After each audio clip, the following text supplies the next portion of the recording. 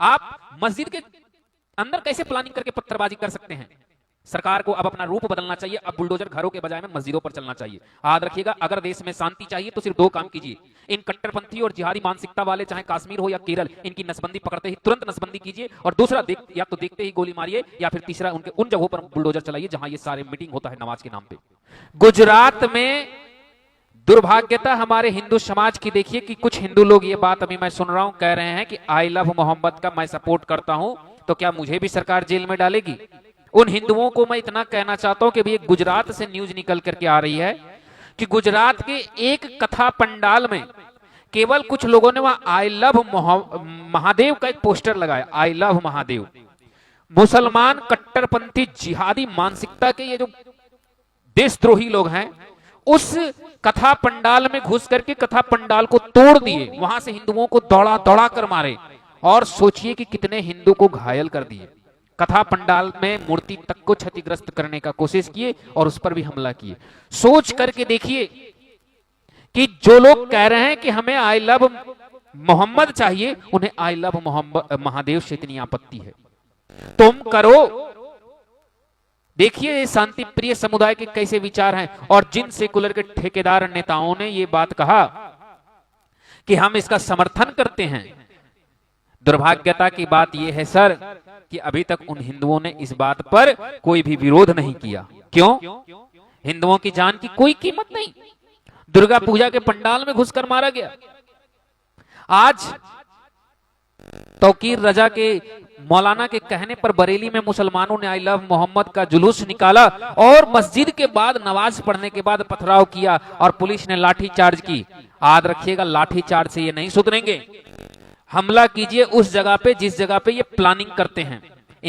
उस मस्जिद में जिस जगह पे ये पत्थर लेकर के जमा हुए थे, जिस मस्जिद में ये नमाज पढ़ के मीटिंग बिठाएं कि बाहर चल के पत्थर फेंकना है, कार्रवाई उस मस्जिद पर कीजिए। बुलडोजर ऐसे मस्जिदों पर चलाइए। याद रखिएगा, जब तक इनके मस्जिदों पर बुलडोजर नहीं चलेगा ना, सारे अपराध का जड़ वही है। कश्मीर में हिंदुओं के साथ जो हिंसा भड़की थी, वह मुसलमानों ने कैसे भड़काई थी? मस्जिदों के से अनाउंसमेंट किया था कि हिंदुओं अपनी औरतों को छोड़ के चले जाओ और वरना मारे जाओगे। अनाउंसमेंट मस्जिदों से हुई थी और मस्जिद से ही मुसलमान जुटे थे। मुरादाबाद हिंसा, पश्चिम बंगाल, ये सारे मुसलमान जो भी बंगाल में हुआ, सब कहां से जुड़े थे? मस्जिदों के अनाउंसमेंट से। सब के सब मुरादाबाद हिंसा 1980 में जब आप सुनेंगे 150 दलितों का घर जलाया गया था उत्तर प्रदेश में, तब भी मस्जिद से अनाउंसमेंट हुई थी। 2012 मेरठ का दंगा मस्जिद से अनाउंसमेंट हुई थी। लेकिन दुर्भाग्यता यह है कि इनके उन मस्जिदों पर कार्रवाई, जिस दिन मस्जिदों पर और मस्जिद के जुड़े हुए मौलाना और उसके सदस्यों पर ये कार्रवाई एनएसए लगने लगे ना, इनकी नसबंदियां करने लगे ना, ये सुधर जाएंगे।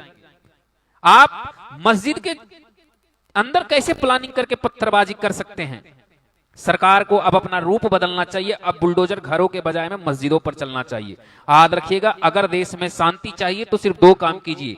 इन कट्टरपंथी और जिहादी मानसिकता वाले, चाहे कश्मीर हो या केरल, इनकी नसबंदी पकड़ते ही तुरंत नसबंदी कीजिए। और दूसरा, या तो देखते ही गोली मारिए, या फिर तीसरा, उनके उन जगहों पर बुलडोजर चलाइए जहां ये सारे मीटिंग होता है नमाज के नाम पे।